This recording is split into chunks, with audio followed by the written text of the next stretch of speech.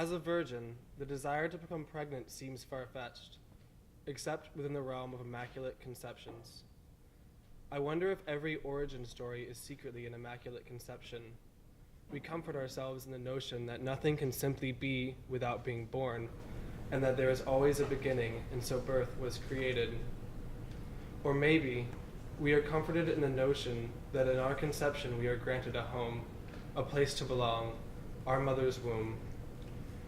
Maybe the Virgin Mary's only purpose was to be the bodily home for the little embryo Jesus, and that was it. I look at my penis and wonder what lies behind it. I begin to think that I have only assumed I don't have a womb. I've only seen my body from the outside. I have no serious medical problems, so no one has looked inside me. There's always the possibility that behind my penis lies everything needed to carry a child. I would probably only need to take away the exterior portion of my genitals for the child to be able to be born, but I'd prefer to keep my penis.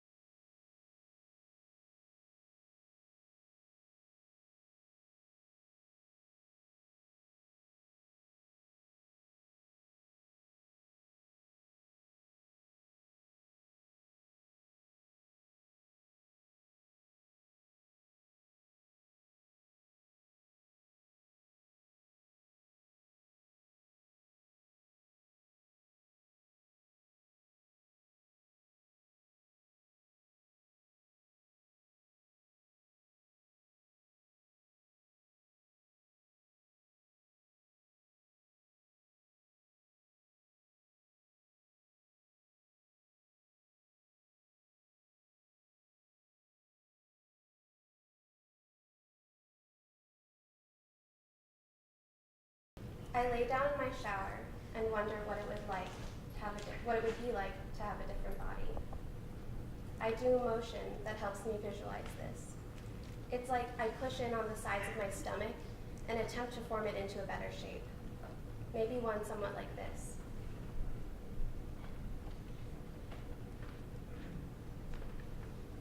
I stay in the shower just like this until my skin is red and sore. When out of the shower, my stomach returns to its original state, the state it was made in. I push my thumbs into my belly button and attempt to put it back to the way that it was in the shower. I think the hot water is what allows me to mold my stomach into a better shape. As Hannah Blank puts it, our interest in the Virgin is often not even the Virgin itself, but everything that surrounds it, and what people believe is true about it. A virgin is a blank screen upon which to project one's fantasies to the contrary. My virgin body feels like an empty vessel constantly being filled by things other than myself. In this bodily violation of foreign substances entering my pure form, I feel reinvigorated to continually restructure myself until I am both the filling and the filled.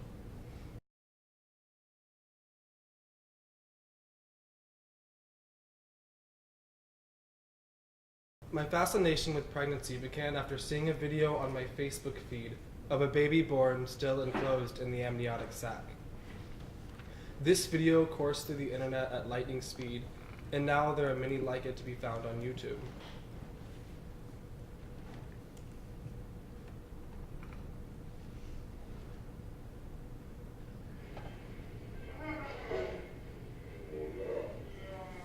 Some may find it gross, but I think most people react in amazement, as did I.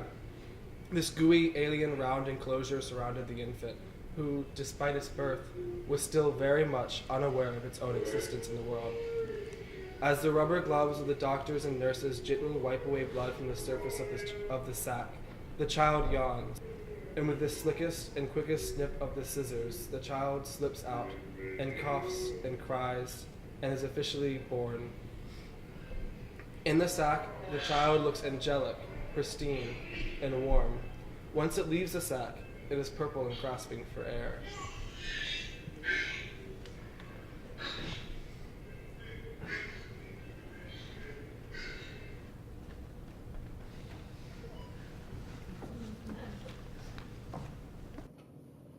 I wanted to revert to a womb, a place in which existence is void of identity. I was unsuccessful in my attempt mostly due to the reality that to be is also to be seen, and that one cannot function without the other. I cannot be alone in myself and also be performing. It is an impossible feat. I do want a child, but I think I'm more fascinated with the act of birth and the impossibilities suggested by its possibility.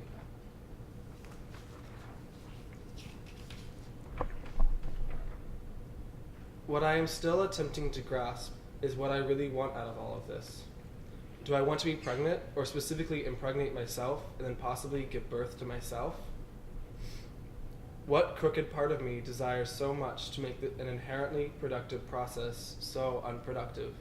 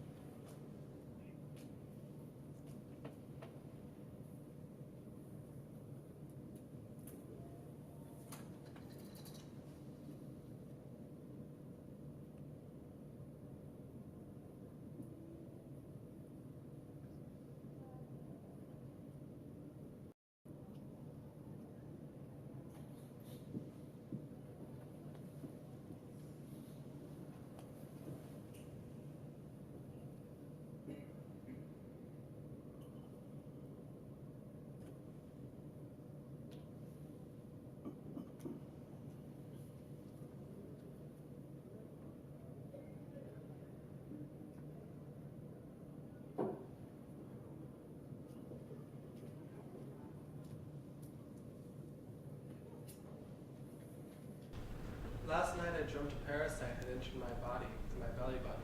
The pain from its entrance was sharp but quick. As it traveled around my belly button, my insides, I felt its tail laying little eggs. The eggs hatched and multiplied. It was warm, like this. Can you feel it? This morning I woke up to find redness and blotching around my belly button.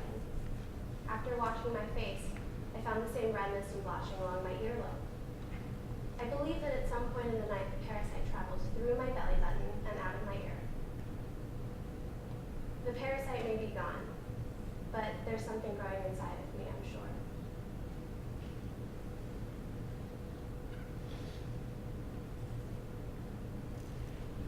A pregnant parent at the baby shower is bombarded by all the children crouching down to press their ears against the parent's abdomen. The baby inside does not move. like a fish frozen in its tank upon realizing it is being surveyed. The children, as though at the aquarium, knock on the parent's abdomen, chanting, "Knock, knock, anybody there?" The baby does not move. The baby does not kick. As the children leave, the parent's muscles relax, sending a signal to the baby, saying, "The coast is clear." The baby kicks away, a dance only those two can feel. I'm all alone in the world, and all I want to do is create.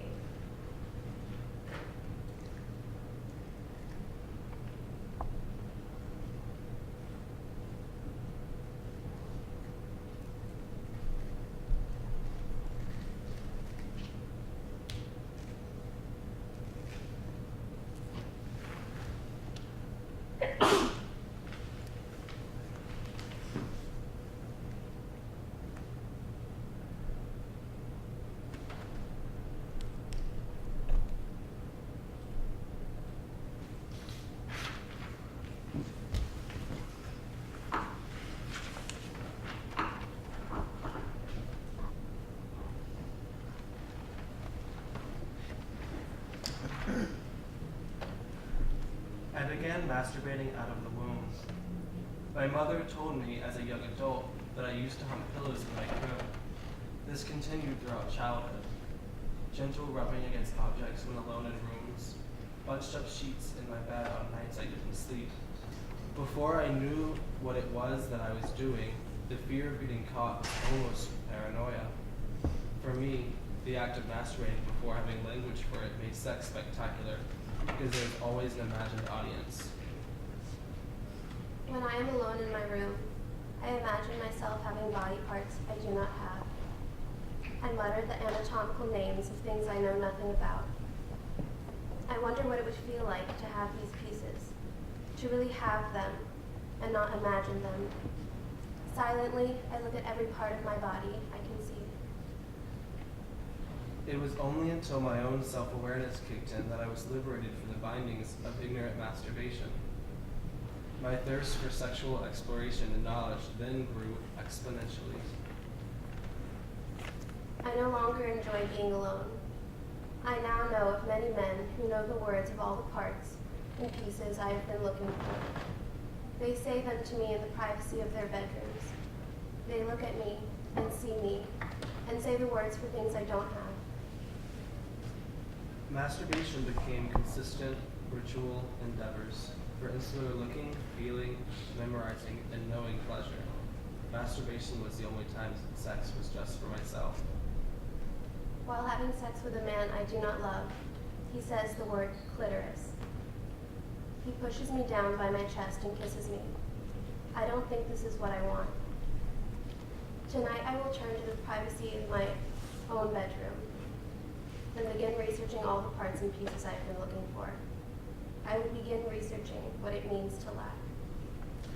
The Virgin, as described by Catherine Bradway, is a woman who is one in herself, belonging to herself alone, and being her own mistress.